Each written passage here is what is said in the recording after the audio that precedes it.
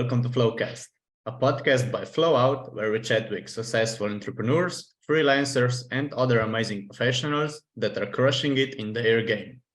We are Gal and Flo and will be your host on this audio journey. In this week's episode, we are here with Jai Relan, an entrepreneur from a young age, 2 times founder and strategic advisor to dozens of startups. So without further ado, sit back, relax, and enjoy the conversation. Jai, welcome to our podcast. It's super nice to have you here. Thank you. Yeah, it's a pleasure to be here. Yeah, let's start this by talking a bit about you. Who are you? What's your background? How would your family and friends describe you?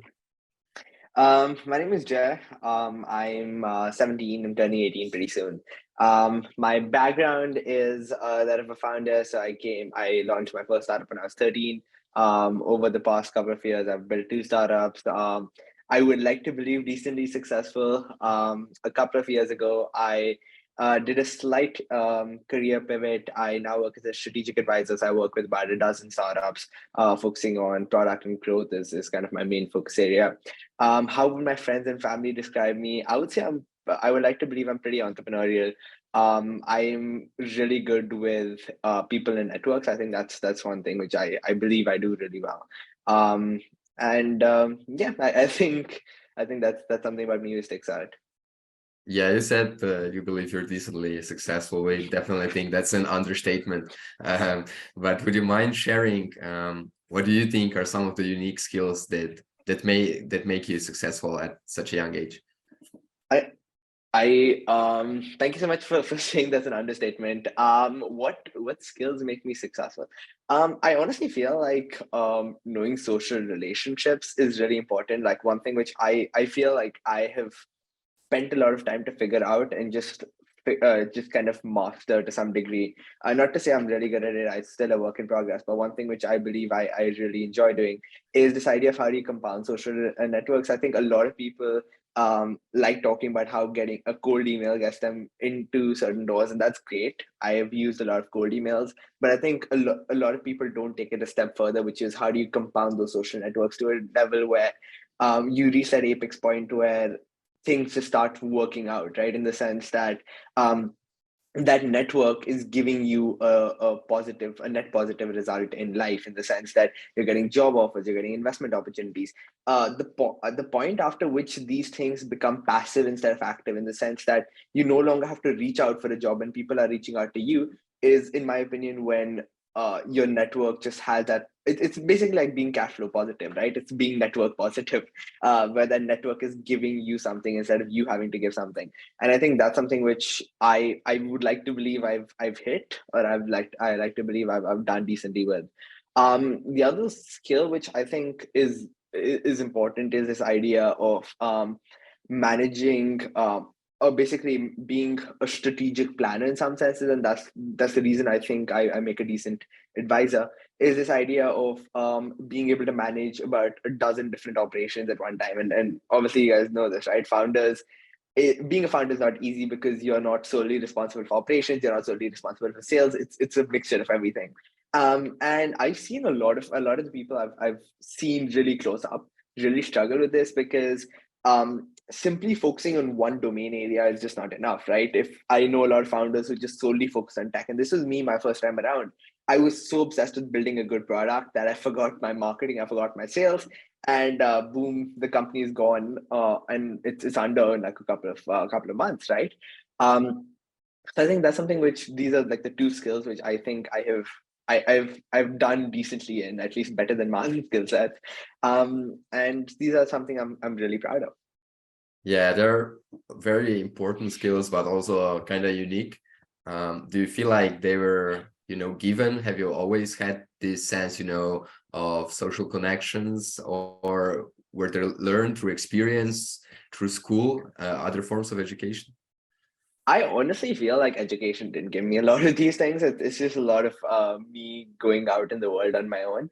I am honestly just like from a personal belief point of view, I don't believe you're born with any skills. I think it's all just a matter of social environment from a very, very young age. I've always been, I moved around a decent bit before I settled down in India, before the age of 5, 6. And even when I was in India, my parents were really motivated to expose me to as many people as possible, right? And so I would be meeting new people every week. And I think from a very young age, obviously, this wasn't so much of a conscious decision from my point of view. I kind of grew to understand or to be a really social and outgoing person. And I think that's something which just really compounded for me. And over time, it's something which I would like to believe is one of my strongest skill sets at this point. So I wouldn't believe it's a result of if it's something which came out of education, but I think it's just the way I was growing and the thing which I just kind of doubled down on. I started networking really early, so I think it just after a point it just started compounding. Yeah, and you mentioned how you believe those were not the skills you got through like school, like formal education. But obviously, I'm sure as you learn and as you work, you learn and acquire new skills from that. But also, I guess it's about going out to get it. Learning always. What are some places where you self-educate? How do you learn new knowledge? So, I mean, I have a really interesting way where I kind of go and understand concepts, right? I'm personally of the belief that you trying to go to one fixed source or one certain hub to understand information I personally just never really resonated with that. Maybe it's because my brain works differently. I grew up with ADHD and dysgraphia, so maybe it's the way my brain is processing this. But my philosophy is you have to find subject matter experts and try and just basically try and spend as much time as possible, right, with them. So my whole philosophy is how can I find the smartest people in a domain and learn just a fraction of what they know, right? So what I would do is I would go to someone working in AI, right, or whatever field, in neural networks. I would go to people I believe have a substantial amount of information or knowledge or experience in that domain, and say, okay, listen, buddy, why don't we have 5 coffee chats over the next couple of months, right? And what I think I've found is that, I mean, obviously you have to do your own information, your own research. You have to study on your own. Couple of interesting resources. I mean, I'd say Y Combinators has a great bunch of resources.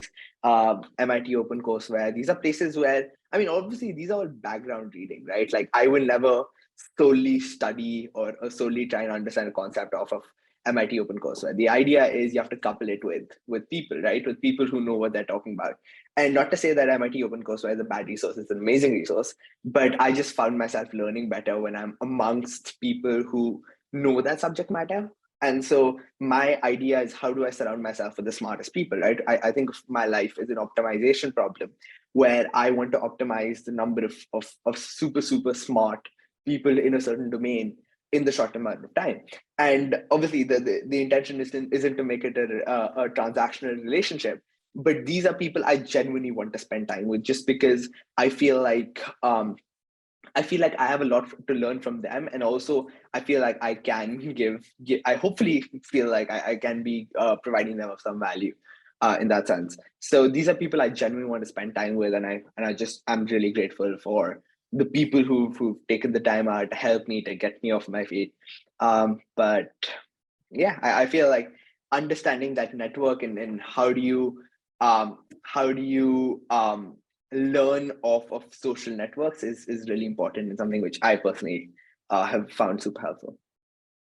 Nice. I really love the way you approach this, and I think it makes a super useful advice for our listeners as well. So did you take the same approach when building your first startup back when you were 13? You said you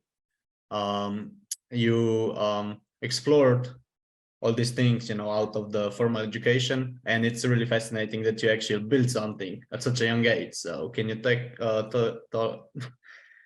us a little more about Colmar in a minute? So, Calm in a minute, the idea was essentially I grew up with ADHD and dysgraphia, and my parents exposed me to meditation really early on. Now, problem is, I personally, like, my parents have like they follow Hinduism. I personally do not, right? I mean, I'm an atheist out of my own choice. And what I felt was that meditation was really great. It was a great tool, but it just wasn't aligning. It wasn't clicking to the point where it was like super duper useful. It was a great tool, but I felt that it could be optimized way more, right? The way I tried to optimize this was, I said that everyone is meditating with the idea of getting closer to a god, right? Of getting closer to whatever higher power they believe in. Again, not my place to comment, but whatever they believed in, they were trying to get closer to their beliefs. My thought process was that if we could make it a lot more quantifiable, then we could effectively, it was a mathematical problem, right? You could effectively optimize that equation until you reach the highest amount of concentration, which is the reason I was meditating, right? I wasn't, again, from my personal beliefs, I was meditating because I wanted to help with my ADHD. And so my idea is essentially, how can I optimize meditation for myself? And the way I did this was, we would take data off of Apple Watches, Fitbits, fitness trackers. We would take data off of that. And we would basically put this into this algorithm, which would help make meditation courses, custom meditation courses for the way your body was reacting to stress, right? So say let's say you had a conversation with your parents about the exam grades, right? Your blood pressure went up or whatever, right? The way your body reacted, we would quantify this data because we had these sensors, right? Through your Apple Watches, Fitbits, whatever. We would quantify this data. We would have historic data, and we were working off a bunch of questions we would ask you through the app, etc., etc. And in a minute, we could effectively guarantee we would reduce about 70% of your stress, right? Which sounds like a bold claim, I agree, but we actually had that historic data where we were able to back it up. So the core underlying idea behind this entire app was, how can we quantify meditation and how can we quantify mindfulness so that it is truly effective, right? It's so that people know what is going on beneath the folds. Because Headspace, Calm, these meditation apps are great, right? I'm not, they've done a lot of good for society, but at the same time, I feel like it can be made a lot more objective. It can be made a lot more quantifiable. It can be made a lot more accurate. Also, I think a lot of teenagers, especially like Gen Z, like my use case, right? We weren't really meditating with the intention of, listen, we want to get closer to God or whatever we believe in. The intention was a lot more transactional in nature, in the sense that a lot of people are meditating because I have a test in 2 hours, I need a cramp, right? How do I maximize the retention, my brain's retention rates? Okay, or I have a date in 2 hours. How do I calm down, or whatever, right? Like whatever that use case is, it's a lot more transactional in nature.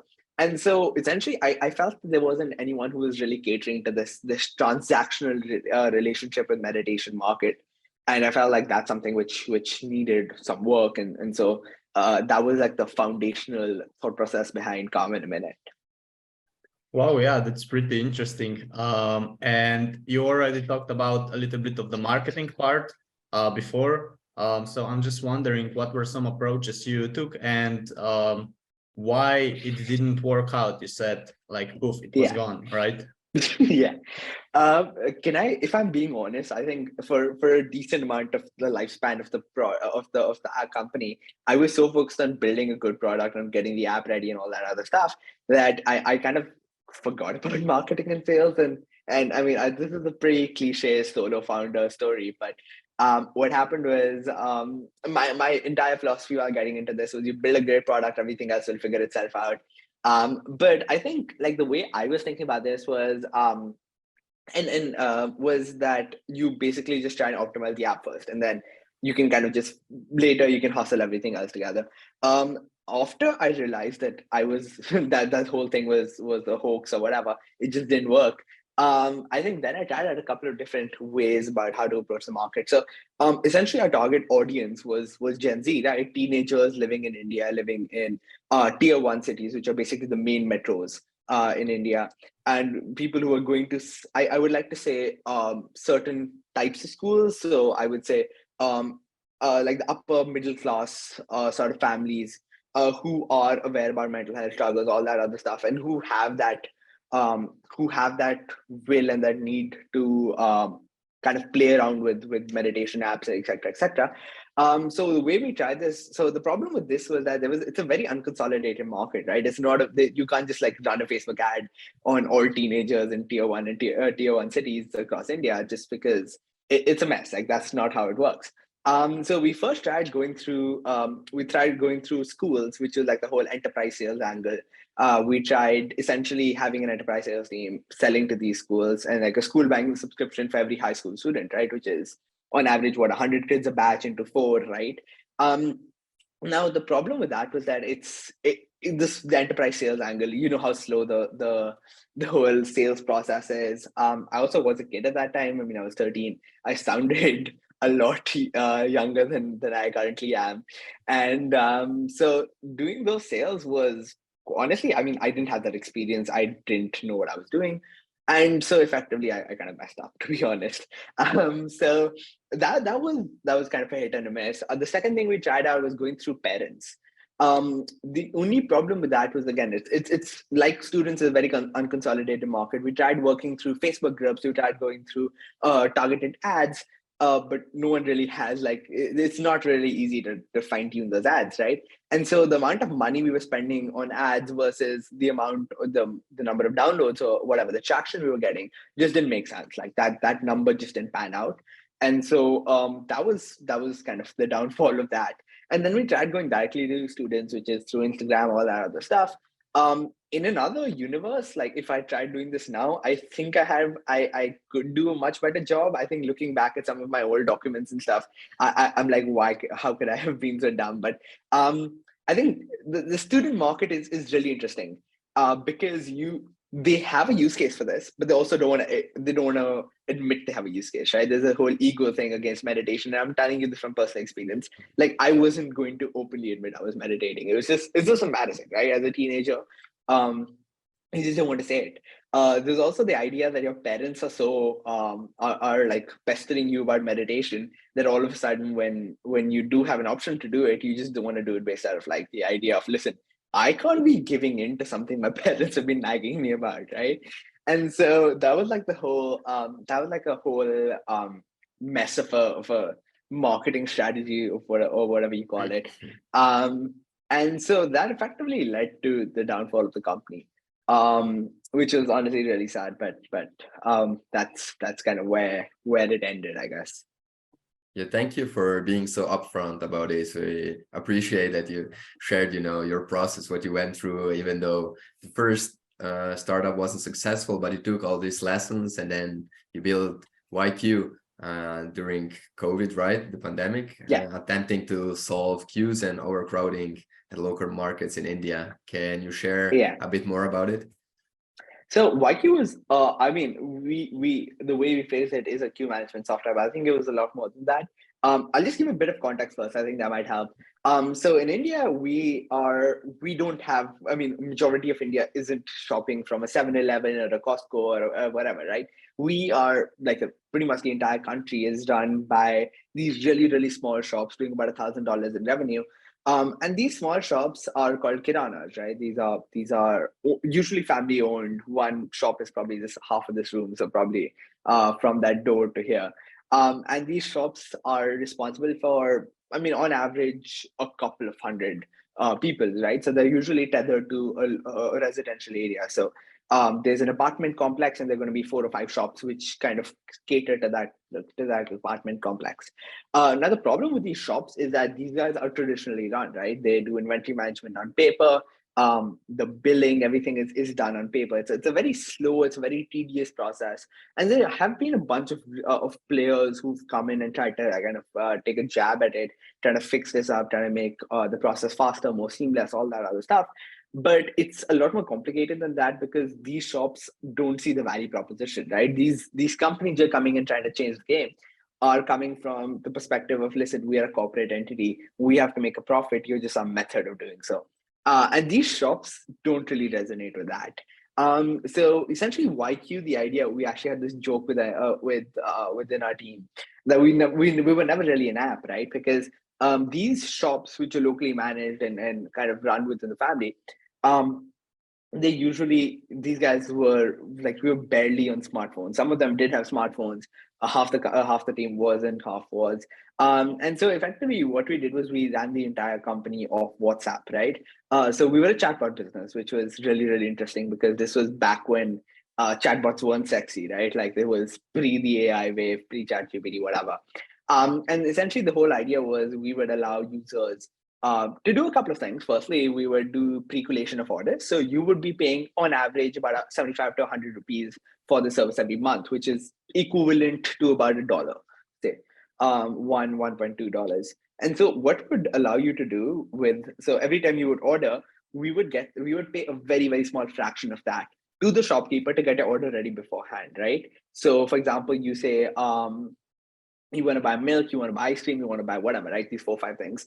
We would convey your order to the shopkeeper, give him whatever, 5 rupees or whatever, so that he has the order ready before you come. Now, a lot of people question us about why we didn't do home delivery.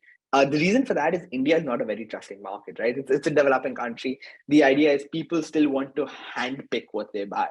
People still want to go, even in the peak of the pandemic, people wanted to go and physically touch what they're buying.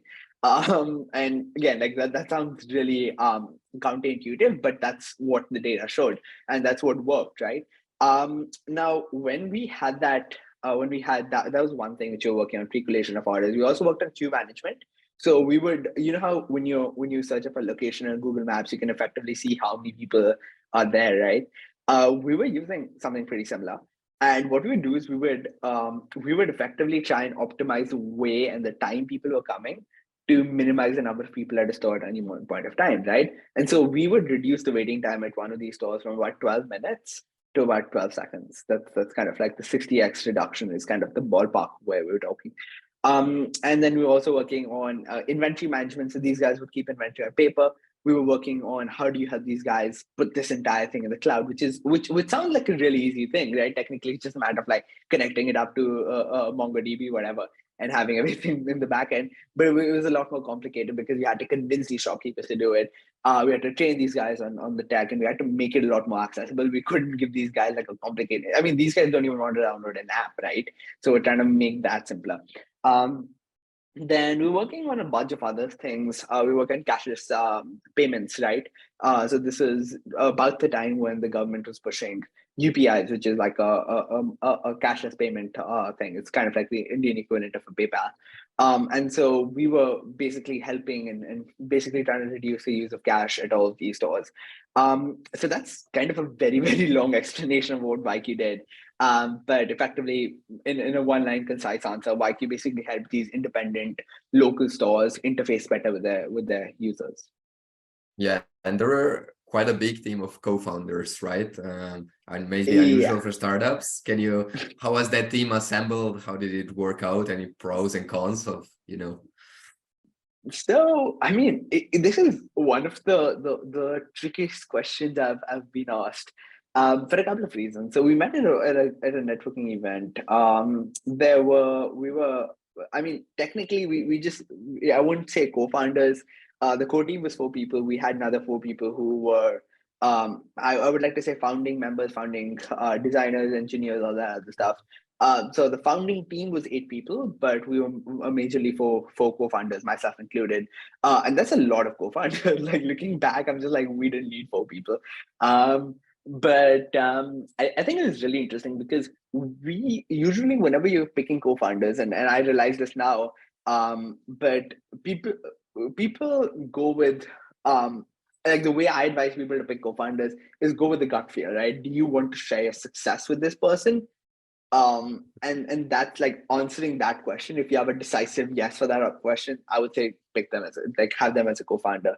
But what we did back in the day was a lot more of a methodical way. We would use the mixed bias test. We would try and match skill sets. We would try and optimize. We would try to optimize it again, and you'll kind of see this theme of me trying to optimize stuff come up again and again, because that's what I was crazy about. But we were basically trying to optimize a co-founder team. So there were four of us. I was kind of the head of everything. I was the CEO. Then we had one guy who was on ground. He was our CEO. He was responsible for like just being with these stores, getting stuff onboarded, troubleshooting. There was a lot of troubleshooting. Then we had another guy who's our CTO, and then we had a CFO. We probably didn't need a CFO that early. I mean, it was probably not the right move. Finance was something which until much later wasn't really that big of a focus area. I mean, it wasn't really required. But I would say I would say a couple of things. Firstly, having a large co-founding team was in some ways useful because it allowed us to equalize the workload a lot better, right? We were working crazy hours. I mean, as any startup founder needs to, founders need to, but it was, I mean, I still feel like having those additional people on call meant that we could like take a day off once a week or whatever. And that's something which was a huge like, I mean, it was a huge plus point back then. I would also say it kind of was problematic in some senses because what we didn't optimize for was how, I don't want to say alpha, but basically we had a lot of conflicting personalities within the team. And I think that's something which, I mean, a lot of co-founders won't talk about this openly. Like it's a huge thing, right? Like I've seen a lot of companies upfront, and I'm telling you from personal experience, I've seen co-founder fights get really heated. But I would say having these many co-founders meant that there was a lot of perspective, sure, but also it meant that there was also room for a lot of things got overly bureaucratic, right? At points, right? We were in some senses really spending a crazy amount of time making decisions which should have been made like with a click of a finger, right? It's all about startups about speed, right? That's the core idea. So I would say that's something which I learned about like co-founders. I think that's the one thing which I kind of learned it's one of the main things I learned as strategic advisor, because when you're working with so many companies, you kind of get this large bigger picture idea of how things are working, right? When you're running your own startup, you have one startup worth of experience. That's it. Like you know what's going on with you, but you're not really that hands-on with another person's company. But now that I'm in this position, I think I've kind of learned how startups, like the whole co-founder dynamic should be. And I think if I have to go back and do it all over again, I'd say probably just be me or me and someone else who I have a strong gut feel about, right? So I would say that. And I'd also say like our startup was a lot more operational focus in the sense that we were trying to convert a very traditional market. So I think it required a lot more hands-on ground, which is why we needed like a separate COO to be kind of super duper feet outside, and like he spent more time outside working with these stores than he did behind a computer, right? So I think that's probably because we were a traditional company. We were working with traditional entities, right? Which is these stores. And so that was something which is unique about our startup. So probably something why we needed these many co-founders. But yeah, I'd say probably think about how co-founders are done if you're launching a startup. Yeah, so thanks a lot for sharing all these insights. I think it sounds pretty hectic to someone not knowing, the startup way of doing. Yeah. And before we move on to your current ventures, I'd just like to ask you for one piece of advice. Obviously, not on the co-founders thing you explained right now, but for some young entrepreneurs wanting to build a startup, what advice would you give them from things you know? Honestly, there's a lot of stuff I can talk about out here. I would say, firstly, keep going back to your users. Like, I mean, that's one thing which I've seen a lot of companies mess up with. Not really specific for young founders, but just make sure you're regularly talking to people instead of trying to build perfect, try to build fast. In the sense that you ship out an MVP really fast. Have a small group of beta users, people who you can kind of bounce ideas off of, and go to them every week with a new Figma file or new whatever flow, saying, okay, listen, here's what we're thinking of. What do you think? Does this work? Does this not work? and allow these beta users to take it out for a spin, right? Because sometimes, and something which I've learned the hard way is that users don't know what they want, right? They say that, like a lot of people say that they prefer grocery delivered to the house. But when we gave them the option of, listen, we'll get it to your house, people didn't want that. People wanted to go there, right? The numbers just didn't the math didn't math, right? For the lack of a better expression. So effectively, I would say keep going back to your users, keep talking to them, right? They are the ones who you're trying to solve for. The second thing I would say is, again, I know you asked for one piece, but I'm just gonna kind of give a couple of thoughts out here. I would say be really good with the relationships. I think that's one thing which I realized after my startup. If you the more people you know, the easier your journey is, because knowing people is a superpower. I would say have a very strong a strong cohort of advisors of investors are, giving money is one thing, but having them on for the journey is another, because some investors are really hands-on. And obviously you talk to the portfolio companies, you'll figure out, like, some investors are really good. You know for a fact that when your company's in trouble, these are the guys who are going to, like, make sure you survive, right? They're going to do everything in their power to have your back. So I'll say have a very good cohort of users, have a very good cohort of advisors and investors, and always make sure you know who you're building for and how you're building, right? What you're building, because having a strong product is important, but also making sure your product is important and is solving a unique problem for these people, is for your users or whoever your desirable ideal use case is. Having a product which solves that use case is the most important thing. Okay, that's pretty cool. Yeah, great advice. And at some point, you were also a TEDx speaker. So, yeah, just can you, like, briefly tell me what was all that about? How was it like for you at that age? And then maybe you talk a lot about Gen Z generation, inspiring them. Some more words about that. So I have always found the idea of, like, being a public speaker, I don't know, I just never really resonated with that, because I felt that a lot of people are out there doing public speaking without really knowing what they're talking about. And again, not to shit on anyone in particular, but I just felt like there's this huge discrepancy between the people who are being loudest online, who are being loudest in these social settings, versus the people who have the most to say, or who have the most interesting or the most knowledgeable things to say. So I just never really, I have it on my Twitter bio and stuff, but I'm not really a huge propagator of putting my TED link everywhere and all that stuff. But Broadpark, what I found was that after my last startup, there were a lot of investors who just weren't comfortable in the idea of teenagers starting ventures, right? And again, I totally understand their point of view. The reason for that is a lot of teenagers are just doing it for college apps or whatever the hell they want to do it for. They're using it for marketing. They're using it to impress girlfriends, whatever, right? Like, they're just using it for the heck of starting a company, for the heck of starting a company. And that's honestly really sad. It's really messed up. But my underlying intention behind that TED Talk was that I wanted to, I honestly feel like there's a lot of teenagers who can understand problems and solve problems in a much more optimized way. And the reason I say this is because I feel like the internet generation, as we grow up, we have a pretty unique set of problems. And I'm putting this with, like, Gen Z, I'd say, just say like 25 and under, 28 and under, whatever. There's a very unique set of problems. And these problems aren't going to be solved by some 30-something-year-old. Obviously, 30-something-year-olds are going to understand their problems better than ours, right?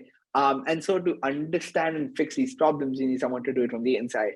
But I also feel like you shouldn't be starting a company for the heck of starting a company, right? You have to actually know what you're talking about. You have to be committed. You have to be ready to put in the 13 hours, 14 hours work days. Again, like, the whole hustle culture, is it good or not, is another debate. But the core underlying idea I'm trying to make is, the core underlying point I'm trying to make is that teenagers have to, in some senses, be solving their own problems, right? I think there should be more teenagers in the startup ecosystem, and there should be more infrastructure and resources for the teenagers in the startup ecosystem, right? So there's some stuff I'm working on in that domain. going to be, it's kind of all the work in progress. But my core underlying idea was like, I had an issue with my last startup because investors just weren't ready to trust us. There's also a bunch of other stuff, like that's a very, very separate conversation. But the idea is, I want there to be more infrastructure, and I want there to be more teenagers who are interested in building that stuff, right? Not for the sake of college apps, not for the sake of bragging rights, but for the sake of actually making an impact. Because life is like an optimization problem. You just basically have to maximize the amount of impact you're making. Yeah, and talking about teenagers now, as a strategic advisors, are they also your clients? Do you advise a lot of teenage startups? So it's actually interesting. Out of the companies I advise, none of them are Okay. none of them have a teenage co-founder, which is really interesting. Honestly, it's kind of sad, but this is the kind of cards I've been dealt. This is the people I found. Obviously, there are a bunch of teenagers running some really amazing companies. I believe there was a newspaper, there was a magazine which had a really interesting article a couple of months ago, which actually featured a lot of my close friends. So I would say, at least in like my personal opinion, about 3 dozen, 4 dozen teenagers who are doing some exemplary stuff in the startup ecosystem. People whose companies are rivaling that of adults. But I would say I would like to work with more. I would like to be more hands-on with any teenager that start up. Not I haven't done in as much as I should have. That's all right. And diving deeper into your current venture, who are then your clients? Do you have like a niche? Oh, so it's a really interesting question. So I started working with a lot of consumer companies, consumer SaaS companies. And I ended up kind of pivoting. I kind of realized that, listen, okay, consumer was my last two startups.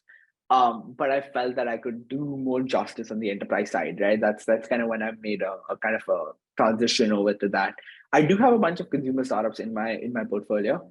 But all in all, they're majorly productivity focused. I have a couple, like they're majorly enterprise SaaS focused on either future work or productivity. And I'm also going to say like ops as another category. There's some stuff around hiring, which is like three companies out there. But all in all, I would say it's a mix of everything. It's all enterprise SaaS, but it's kind of like a bit of everything, to be honest. So my work is majorly focused across product and growth. Specifically, I've also kind of tried to. I'm also kind of diving deeper into strategic ventures for a couple of them, which involves handling acquisitions, handling investor relations, raising money. There's a bit of everything, to be honest, out there. Kind of my role, or the place where I fit in as a jigsaw puzzle, is kind of enabling founders. So I kind of ask my founders to think of me as an extension of the founding team, or a founder. So think of me as the guy who you can basically outsource a lot of the executive decisions to help take that burden off, and kind of be an extension to the founder, founding team. Is kind of where I'm fitting in. So yeah, it's a bit of everything. That's not so much of a job description. Someday you're being asked to come on a hiring call. The other day you're being asked to handle some ops issues. Some days you're being asked to handle you need legal help or whatever, right? It's a mix of everything. Every day your job description changes completely. Yeah, obviously it's hard to give like a typical day outline, but Yeah. like when you join, let's say when a company hires you, what are some of the Yeah. first things you look into? So essentially it depends, right? So usually companies kind of come to me with a very fixed question, right? I basically say, they come with me with a question saying something like, okay, we believe the company isn't growing as fast as the pace as it should be, or we want to increase the growth by X percentage or whatever, right? This is a very fixed question which they're coming in with. And then I basically try and dig deeper into the source of that question. But usually, I think one thing which there are a couple of like things I just do because it's something which helps me understand the company better. Is the first thing I do is I talk to one person from every department. I think that's, again, it's not something which I necessarily need for my work, but I found it to be useful in a lot of use cases. Like it's something which is paid off a lot of times. Just understanding where the company is going, what the employees think of the company is something really interesting. I usually don't dive too deep into finances. That's not something which I feel like I have a lot to contribute. I feel like the CFO or whoever the person handling the finances is kind of knows what they're doing, as long as I have a broad overview of what the numbers are looking like in terms of burn, in terms of churn, in terms of everything else. I just kind of like to keep a finger on the pulse on a high level. From a tech point of view, I like to go through the docs. I don't dive too deep into the code base, but I just kind of want to know what is going on, how the functions are working. So wherever I need to chat with an engineer, again, I came both my first two startups. I was pretty involved in the technical side, right? I did a decent amount of coding myself. So I kind of understand how the stuff works. So I want to be in a position where I know what's going on within the company from a technical point of view. And so if I have to, at any point, if I have to have a conversation with an engineer, with an engineer, I want to essentially I want to do my homework beforehand, right? I need to know the docs. I need to know all the other stuff out there. Majorly, I like to dive deeper into an ops point of view, because that's where a lot of the optimization and a lot of my value can be given, at least in my opinion, right? Understanding how the sales teams are working, understanding how the hierarchy, how the team is structured, how everything else works out there. So basically, my job, or like I want to come in, the first thing I'm going to come in and do is make sure it's a well-oiled machine, to basically see where can the gears be turning faster, effectively. Yeah, wow, sounds like a great hands-on approach. Seems like it's working. But what really inspired me actually when I read your website is that you have your future like kind of mapped out already. Although you're already doing a lot of very important stuff, you know, advising startups is one thing, but you also said like you want to finish high school, you want to go to university, and then probably do some startup or VC related work. So my question is, do you have like any interesting ideas already for your future startup maybe, or? I am working on a couple of things. They're kind of not public right now, so it's all hush hush right now. But I have a couple of things. So I'm basically looking to get back into the startup ecosystem, get kind of my hands dirty again. Obviously, that doesn't mean I'm going to leave any of my companies high and dry. But I'm going to probably ease back into it, depending on the next couple of months to kind of figure that out, taking that time. But also at the same time, I feel like the way I'm planning my future is like I just like the way when I make plans, right? It's being a strategic advisor is a lot about making plans. It's a lot about predicting the future, which I find really interesting, because the startup is a lot of people believe startups are highly unpredictable, which I kind of disagree to a very to a strong extent. But that's a separate conversation, right? I feel like when you're trying to predict the future, it's really important to understand where you are and also where you want to be, but also leave a lot of wiggle room for how things can go, right? Because you never know when things are going to go bad, when you have the next bank collapse and you have the next crypto crash. And making a plan for something which is very fixed, saying I want to reach these 10 milestones in the next 5 years, is not going to work out. um, I think I again, like I mentioned this, right? I mentioned optimization a lot of times in this interview. But my entire philosophy is based off this idea of optimization, right? How can I optimize impact? Because I honestly, like, my goal with anything is not to make money, right? I'm very clear about that. My goal is about optimizing impact, which is how can I impact the maximum projects, the maximum number of people, the maximum number of users, the maximum number of teams in the shortest amount of time possible. And that's effectively all I'm thinking about, or that's effectively the most important KPI for me in my life. And so I'm essentially trying to understand that equation, which is the equation of people I've impacted or the equation of teams I've impacted, or the users I've impacted, or whatever, and basically figure out the optimal way to vary parameters until that final result becomes the highest, right? So that's the way I'm thinking about my future. It's a lot of variables at this point. It's a lot of moving parts, and at any point, there's no fixed answer for anything. I am basically just basically just going with my discretion, right? Seeing what works, what doesn't work, and taking one step after another. Okay, yeah. Thanks for sharing and diving deeper into that. Let's just maybe sum up the podcast episode. So what are some of the most valuable lessons from your previous ventures, like when you were 13, and how did they, if they did, influence your approach to doing things differently now that you know all of these things?